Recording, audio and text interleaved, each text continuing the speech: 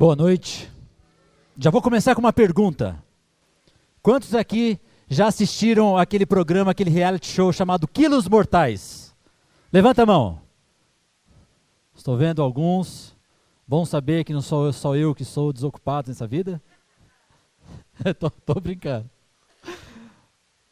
Eu não sei você, mas eu quando falava assim de obesidade mórbida, eu tinha na minha mente uma ideia do que seria isso.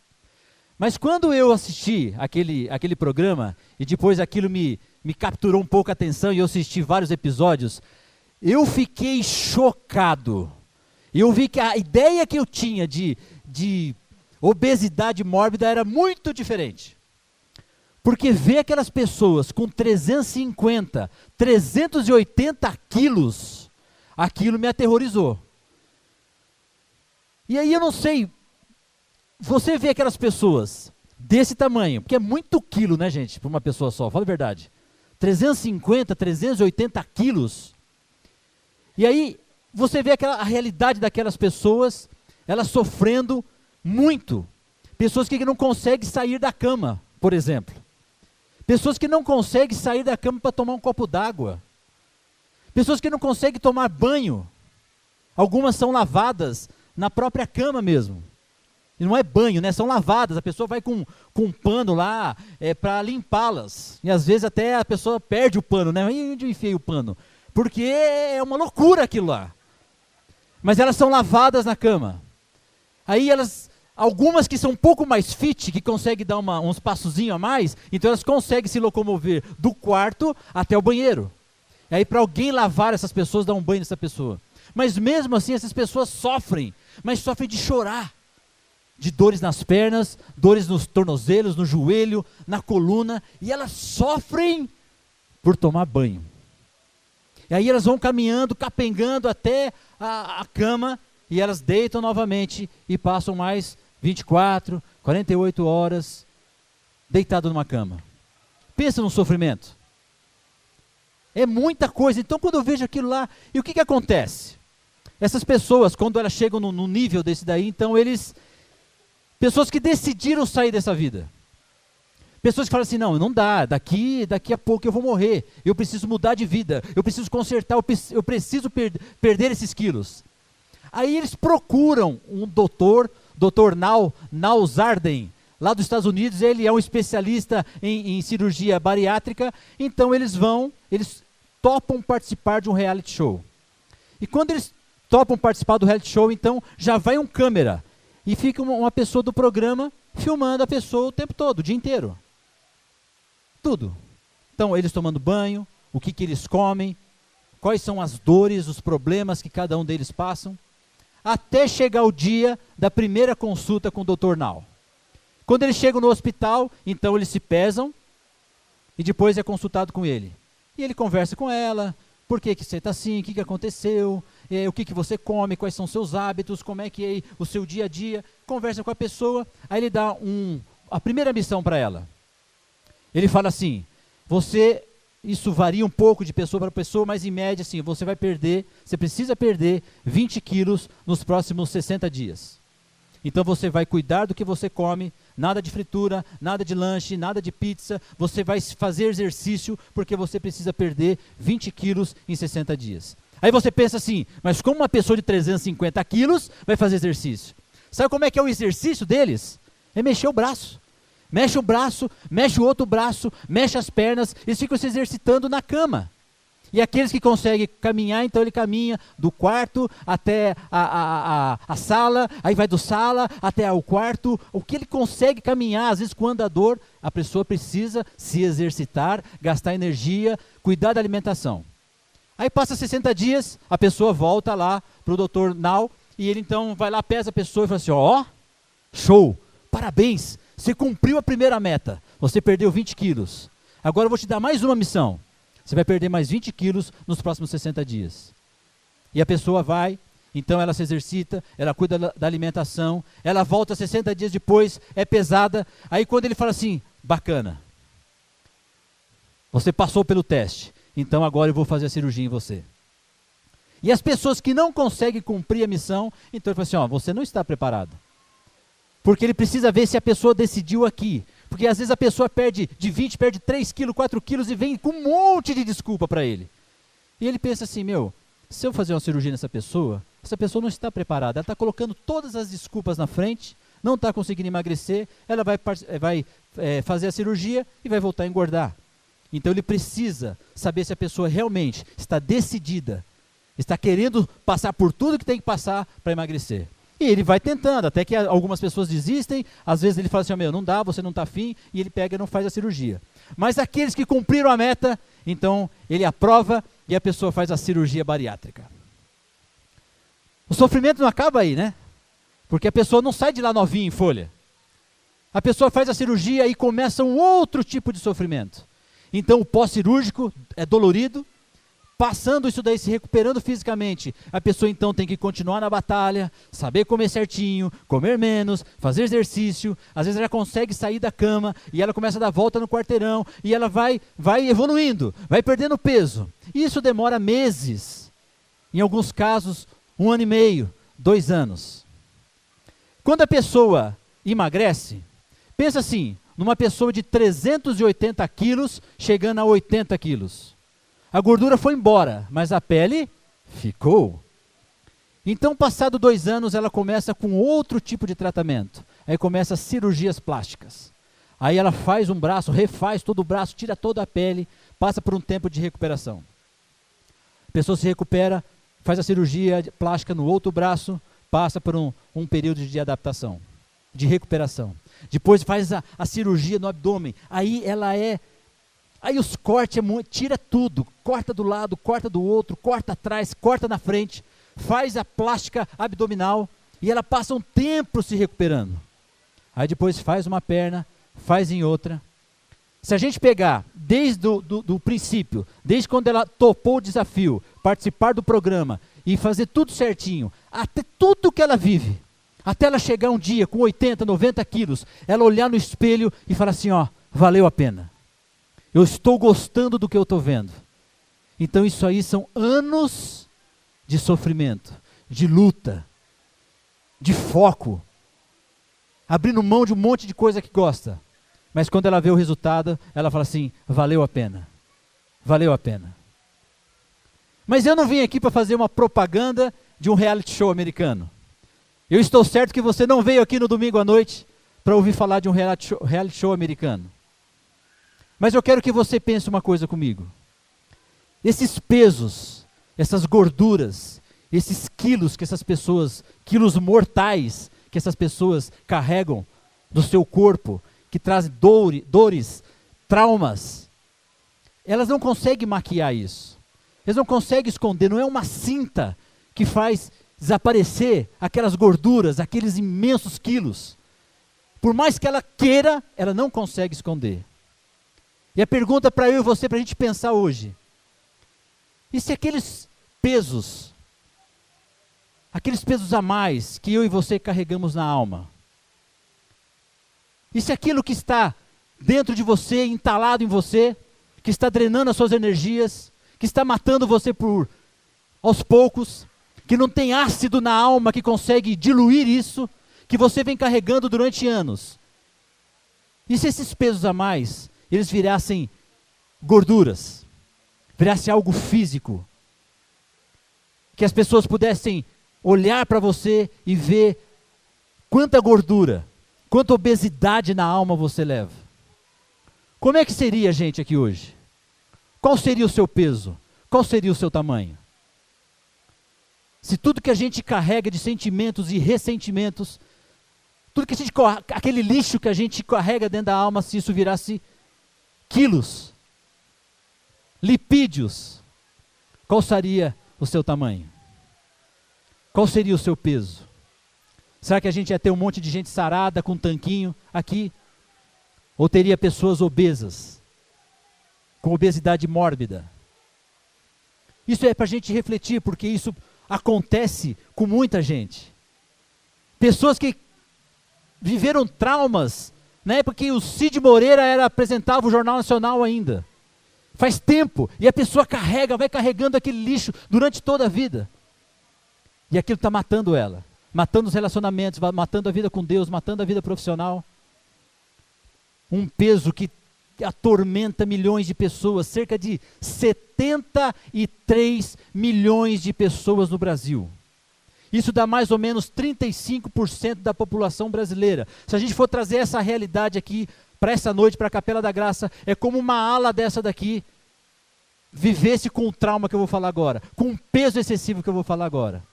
Será que eu estou falando de um uso abusivo do álcool, de drogas, ansiedade, divórcio? Não. 75 milhões, aproximadamente 35% da população, talvez uma ala dessa aqui, essa noite, sofre de insônia. Insônia. Eu não sei você, mas é uma coisa que é muito difícil de compreender. Aqueles que dormem bem, você que dorme bem, pensa comigo. Mesmo a gente dormindo bem à noite, todas as noites, mas já teve situações, alguns momentos na vida que a gente teve insônia. Às vezes a gente está envolvido num projeto, onde falta alguma peça para encaixar, para o projeto ficar redondo, para ficar bacana, e você precisa fazer uma coisa, pensar,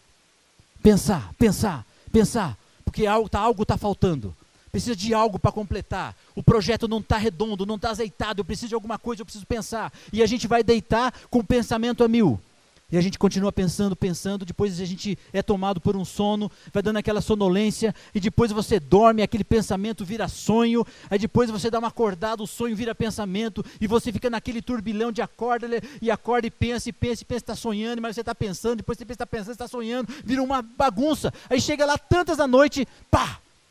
Aí você estala os olhos, aí você acorda, parece que o tico e teco assim entra num curto, e aí você desperta. Aí você não consegue dormir mais. Aí vem aqueles pensamentos, milhões de pensamentos, e pior ainda quando a gente começa a ter boas ideias, a gente se empolga, as ideias começam a surgir, e você fica naquela pira e não dorme. Aí você vira para um lado, vira para o outro, você já está acordando o marido, a esposa, e se ele sai da cama, vai para a sala, vai tomar um copo d'água, um leite, aí a coisa está evoluindo. Só que aí você começa a sentir um cansaço, fala, caramba, eu preciso dormir. Mas você não consegue dormir. Quem disse que o leite faz você dormir? Então você começa a falar assim, mas eu estou cansado, eu preciso dormir, eu tenho uma coisa importante para fazer amanhã, eu vou acordar todo arrebentado, e a gente não consegue dormir. Às vezes não é um projeto, às vezes é uma reunião importante de negócio no dia seguinte, às vezes seu filho vai nascer amanhã, às vezes é o casamento, às vezes é um teste para você tirar CNH, sei lá, são coisas que acontecem que dá um pouco de ansiedade, de nervosismo, e a gente começa a perder o sono. Só que isso é momentâneo. Quando o evento passa, quando existe um problema e aí tem a solução, o que a gente faz? A gente volta a dormir muito bem, obrigado. Agora pensa, pessoas que vivem diariamente isso. Milhões de pessoas não conseguem dormir. Dormir.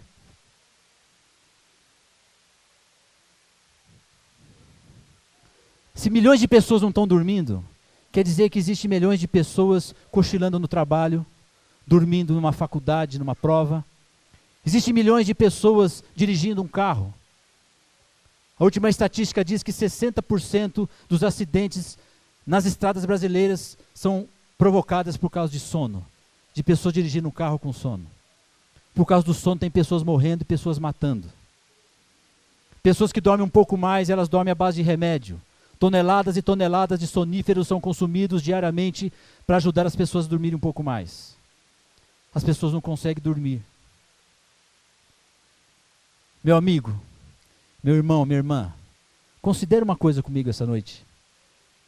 Pode ser que Deus tenha trazido você, porque Ele quer falar com você essa noite. Porque Ele quer tirar você dessa agonia, dessa luta, que você não consegue nem dormir. E Ele tem um recado para você, esse recado está no Salmo 23, no capítulo 2, que diz assim: deitar-me faz em verdes pastos, guia-me mansamente a águas tranquilas. Note que o versículo diz assim: deitar-me faz, guia-me mansamente. Nós não estamos falando de uma pessoa que está falando assim, Dorme agora aí. Para de frescura. A gente não está falando de uma pessoa que está te empurrando, te dando uns pedala Robinho. Vai, sem dor. Ignora a sua dor e anda. A gente está falando de alguém que deitar me faz. Guia-me. Ele não está atrás fazendo pressão, mas ele está à nossa frente fazendo um convite. Vem. Vem. Eu sei quem você é. Eu sei o que você sente. Eu sei o que você precisa. Você quer a solução? Eu estou estendendo a mão. Vem. Aceite o convite. Porque eu quero fazer você descansar em pastos verdejantes. Eu quero fazer você andar, trilhar em águas tranquilas, em águas de descanso. O barulho da água vai fazer você descansar. Vai fazer você desestressar. Você vai ter água abundante para você tomar. Você vai poder mergulhar, brincar. É isso que Ele quer para mim, Ele quer para fazer, Ele te convida. O Senhor é meu pastor e nada me faltará. Deitar-me faz em verdes pastos. Guia-me mansamente a águas tranquilas. O convite é feito. Mas tem um outro problema. Tem um outro peso que mais milhões de pessoas carregam. Para isso eu preciso fazer um exercício com você. Imagine que você nesse momento está numa selva escura, numa selva densa, uma selva de verdade. Por que você está nessa selva? Porque você aceitou o convite de amigos. Amigos, eu falei assim, vamos fazer aquela viagem. Sabe aquela oportunidade que vem uma vez na vida? A viagem que você faz uma vez na vida? Então, nós vamos reunir um grupo de amigos, a gente vai para o meio da selva, vamos fazer uma expedição de 10 dias. E você então, tomado por aquela adrenalina, falou assim, caramba, essa oportunidade realmente é só uma vez na vida, eu preciso aceitar uma selva, 10 dias, sair desse turbilhão de cimento, de prédios. Aí você aceitou, e você atravessou o oceano, e você entrou dentro de uma selva. E você está lá, 3 dias andando. E está tudo muito intenso, porque as coisas são muito legais, porque você é um elemento totalmente estranho para aquela selva, a selva é estranha para você, mas você está vivendo coisas que você nunca viveu. Você já caçou? Você já comeu carne exótica? Você já bebeu água de lugares diferentes? Você já viu animais de que você nunca imaginou que existisse? Você já montou barraca, desmontou barraca? Você já conversou com os amigos à beira de uma fogueira? Você já sentiu medo, pavor, mas se alegrou, você já viu coisas lindas, e aquilo é tudo muito intenso. Só que um dia, talvez naquele momento que você abaixou para amarrar sua bota, você ficou um tempo lá amarrando a bota. Ou talvez você viu um pássaro muito exótico, muito louco, então você foi atrás, devagarzinho, com calma, porque você queria chegar mais perto desse pássaro. Ou talvez você viu um ruído que te assustou e você virou. E você começou a procurar de onde veio esse ruído. Quem fez esse ruído? E você desviou sua atenção por um tempo. E você foi lá, ficou totalmente envolvido com aquilo. E quando você percebeu, assim, para onde que eu vou? Parece que é tudo igual. É tudo verde, tudo árvore. Para onde meus amigos foram? E você não sabe se vai para a direita, se vai para a esquerda, se vai para frente, vai para trás. Você está perdido. E você toma uma decisão. Eu vou para o lado direito. E você vai para o lado direito. Você anda mais um tanto. Aí você vê que você está perdido. Perdido. Você não escuta nada de familiar. Você está perdido no meio da selva. Agora congela aí. Que tipo de sentimento que eu e você podemos sentir numa situação como essa? Falta de esperança? Talvez. Desespero? Muito provavelmente. Medo? Com certeza. Medo. Medo. Medo. Se você conseguiu entender isso, talvez você consiga entender o dilema da pessoa que está ao seu lado. Pessoas que vivem com medo. Medo. Medo da selva que está ali fora. Não é uma selva com leões. Não é uma selva com árvores. Com elementos que você nunca viu. Que é estranho. mas são coisas que mexem com a gente. É o coração partido, é uma saúde enfraquecida, é falta de dinheiro no bolso. A selva tem paredes de hospitais, tribunal de divórcio, filhos perdidos, pessoas que estão vivendo uma selva aí fora e estão com medo, muito medo. Talvez é aquilo que eu e você sentiríamos se a gente estivesse preso numa selva. E as pessoas vivem com medo, mais milhões e milhões de pessoas com medo. Sabe o que é o pior? Porque o medo paralisa. Eu falo aqui sem medo de errar. Quantos talentos aqui hoje sentados, quantos talentos enterrados aqui porque estão com medo? Quantas pessoas que Deus deu um talento lindo, Ele quer usar para transformar vidas, pessoas, bairros, cidades, estão sentadas porque elas não aceitam o desafio, porque elas estão com medo de dar um passo à frente. Quantos líderes de GA excepcionais estão sentados aqui, escondidos? Quantos músicos, cantoras? E Deus faz o convite para você e fala assim, não Deus, você deve estar com um problema, porque eu não tenho condições, eu não posso, eu não tenho força, eu estou com medo de errar, com medo de aceitar, com medo de fazer, vai que não dá certo.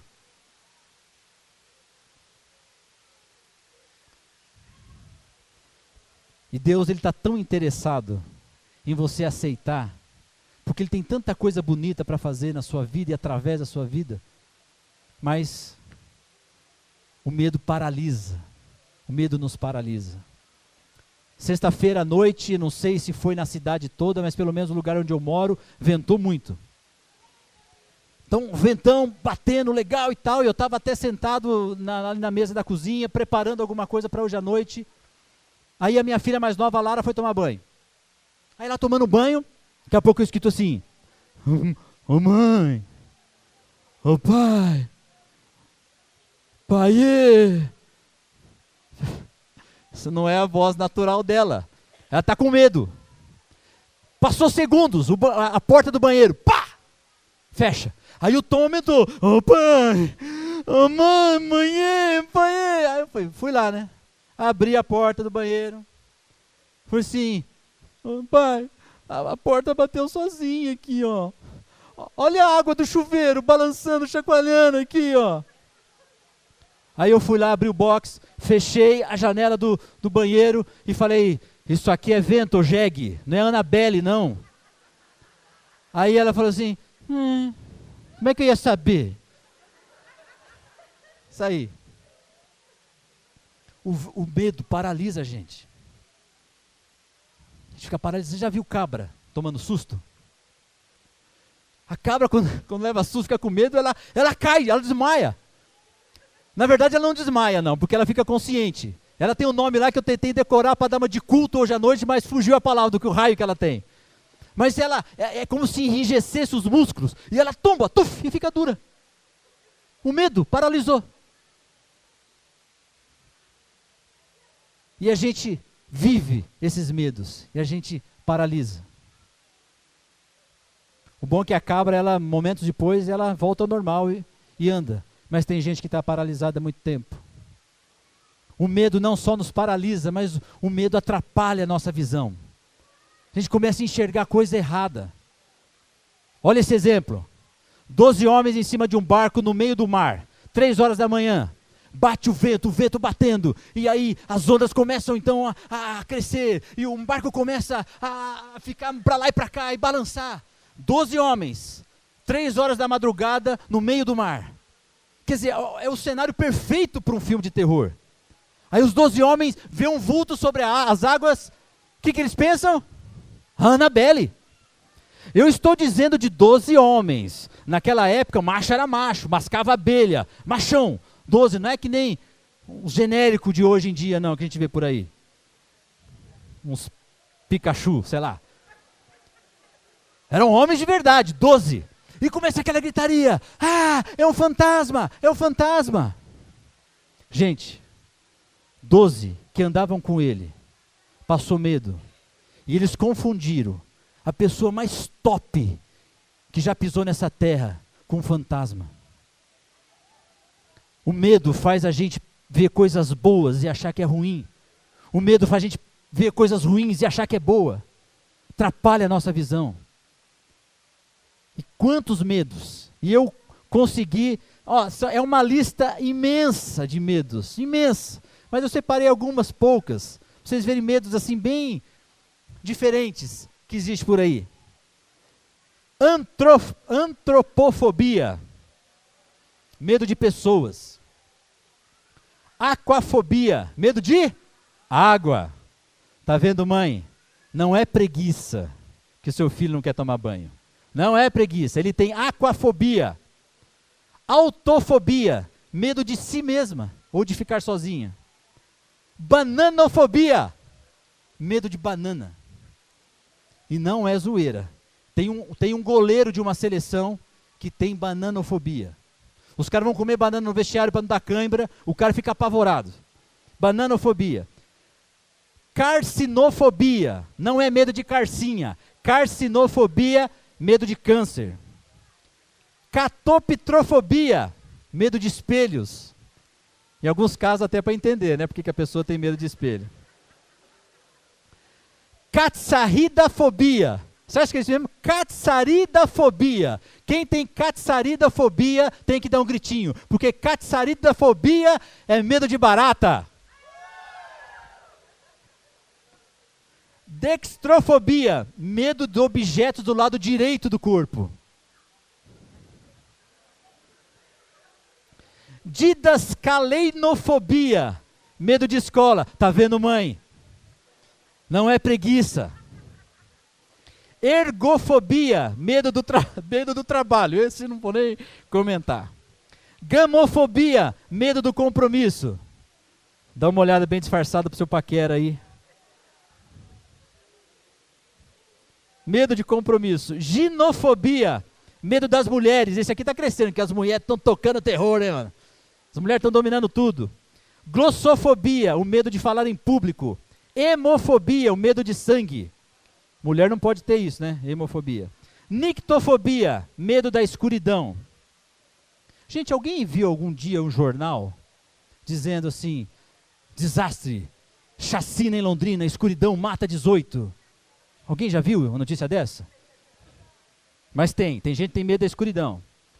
Pediofobia, medo de bonecas. Você tem que eu sei. Podofobia, medo dos pés. Medo dos próprios pés. Pensa uma pessoa que sofre para tomar banho. Pogonofobia, medo de barbas ou de homens barbudos. Essa pessoa está sofrendo, porque barba está na moda. Sonifobia, medo do sono. Essa aqui é triste, hein? Teofobia, o temor de Deus é tão grande que a pessoa tem um medo racional de Deus e da religião. Tripanofobia, o medo de? Não é tripa, de agulha.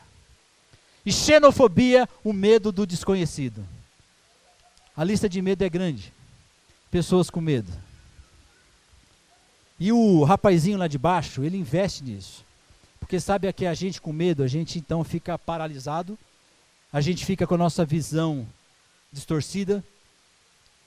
E quando você está paralisado, você não está cooperando com a expansão do reino, com o crescimento do reino. E ele investe nos medos. Agora vamos voltar para a selva. Você está lá na selva. O que você precisa naquele momento? Onde você identificou que você está perdido. Que não tem saída, você não sabe para onde vai. Você não tem habilidade para sair de lá. O que você precisa naquele momento? Um copo d'água? Um copo d'água com açúcar? Não. Você precisa de Netflix? Não. Precisa de dinheiro? Não. O que você precisa naquele momento? De uma pessoa. Você precisa de uma pessoa. Você precisa de companhia. Mas não é só uma pessoa. Não é só uma companhia, porque vai ser mais uma pessoa sofrendo com você. Vai ser mais uma pessoa reclamando. Vai ser mais uma pessoa com desespero, com falta de esperança. Então só uma pessoa não resolve. Só a companhia por si só não resolve. Você precisa de uma pessoa que chega lá e fala assim, Você está com medo? Você está perdido? Dá aqui um abraço. Aí você chora, com medo. Aí a pessoa fala assim, fica tranquilo, calma aí. Calma, eu tenho uma notícia para te dar. Eu sei o caminho.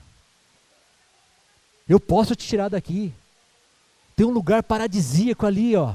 Logo ali, esperando. Calma. Eu consigo tirar você daí. Fica tranquilo. Nesse momento, talvez a gente consiga entender mais claramente o que está no Salmo 23, no versículo 3. Refrigera minha alma. Pensa. Naquele desespero, o medo tomou conta de você. Aparece alguém que fala assim, descansa, calma aí. Eu sei o caminho. Eu sei tirar daqui. Aí você faz assim, ó. Aí o coração que estava disparado começa a acalmar. Aí você sente assim, um alívio. O Senhor é meu pastor e nada me faltará. Deitar-me faz em verdes pastos, guia-me mansamente a águas tranquilas e refrigera minha alma. Não adianta uma pessoa que vai falar assim para você, ó, tá vendo? Eu sei o caminho. Você anda 30 metros aqui na frente, daqui 30 metros vai ter uma árvore meio torta, aí você dá 2 passos para o lado, você anda mais 20 metros, vai ter uma moita, aí você vira à esquerda. Uma pessoa que fala isso para você, você fala assim, não dá, não vai adiantar. Mas essa pessoa chega para mim, para você e fala assim, ó, eu sei o caminho e eu vou te conduzir até lá. Então, vem e segue-me. É só me seguir. É só confiar.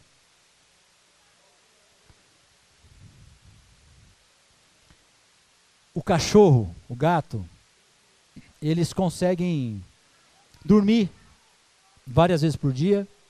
O bicho preguiça dorme 20 horas por dia. O urso inverna meses dormindo. Mas sabe qual o animal que tem dificuldade em descansar, em dormir? Curiosamente, é a ovelha. A ovelha, ela precisa estar tudo certinho para poder descansar. Não pode ter tensão nenhuma no rebanho. Ela tem que estar com a barriga cheia. Ela não pode ter insetos. O pastor coloca o azeite, coloca o óleo na cabeça da ovelha para espantar os insetos, porque os insetos atrapalham ela de descansar. Então tem que estar tudo certinho para a ovelha poder então dormir. A ovelha, quando está no lugar fechado, seguro, ela descansa. Mas quando ela está no lugar aberto, então ela fica olhando assim, aí ela vê o pastor.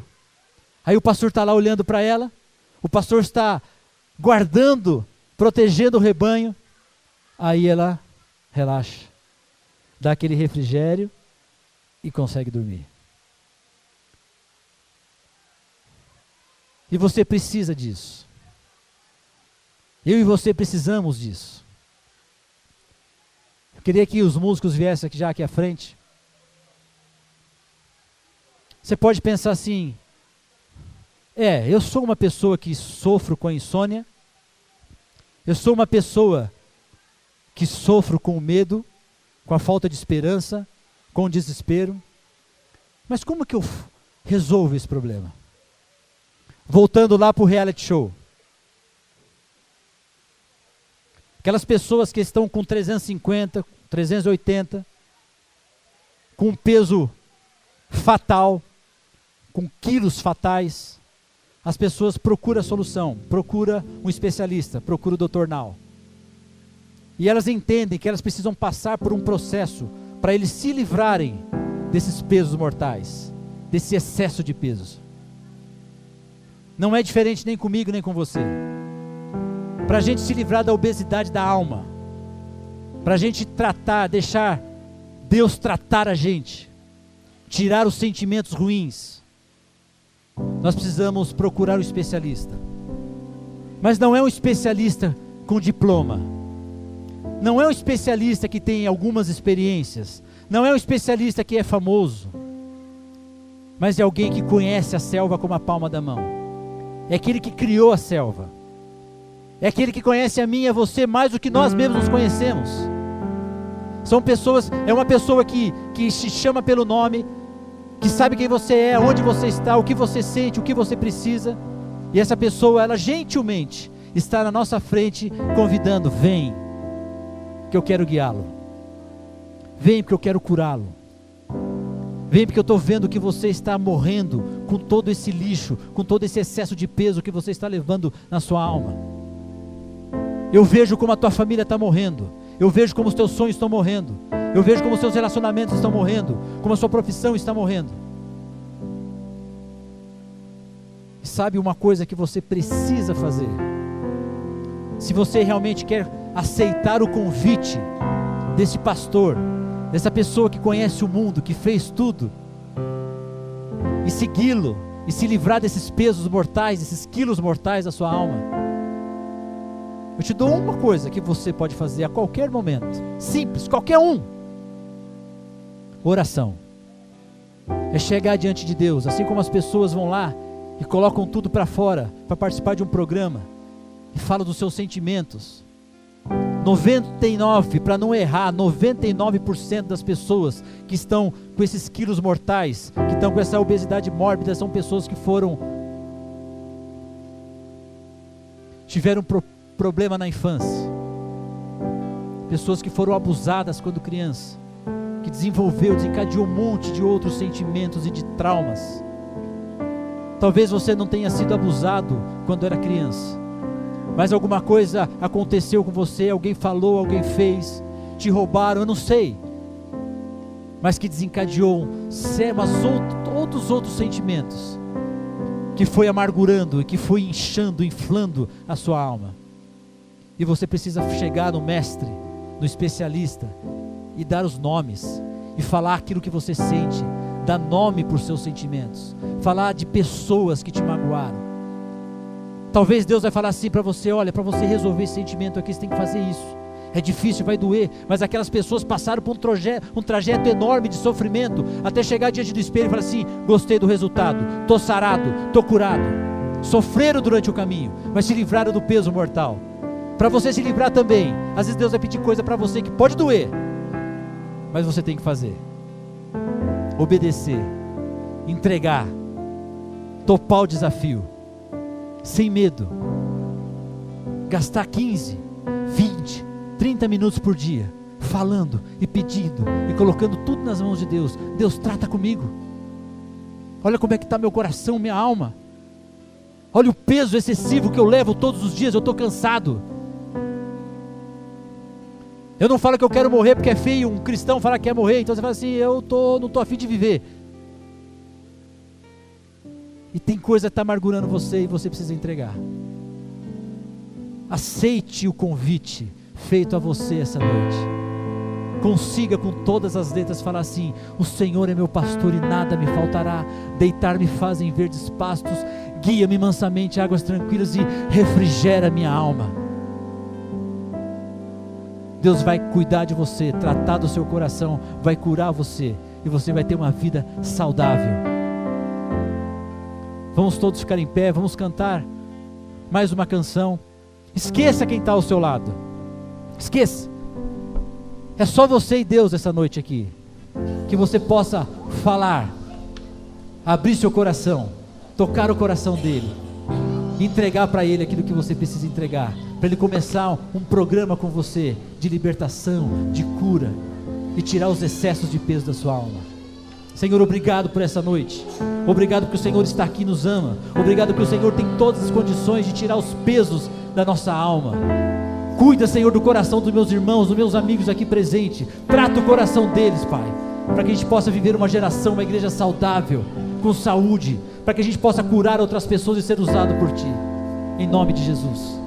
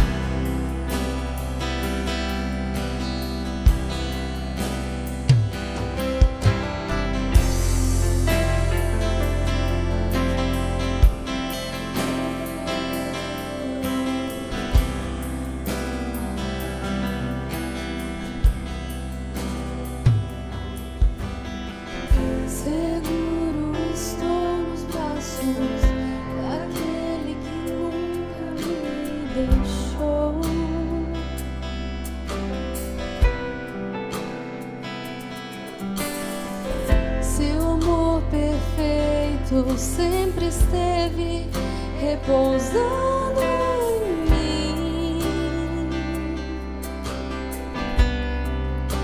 E se eu passar pelo vale,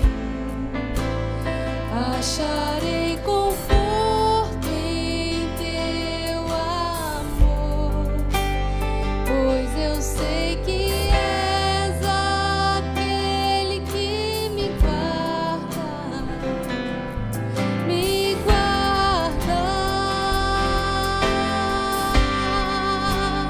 Em teus braços é o meu descanso, em teus braços é o meu descanso, em teus braços é o meu descanso, em teus braços é o meu descanso. Seguro estou nos braços daquele que nunca me deixou.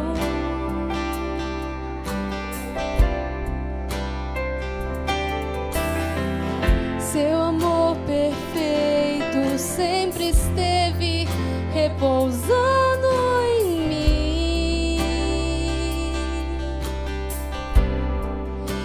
E se eu passar pelo vale,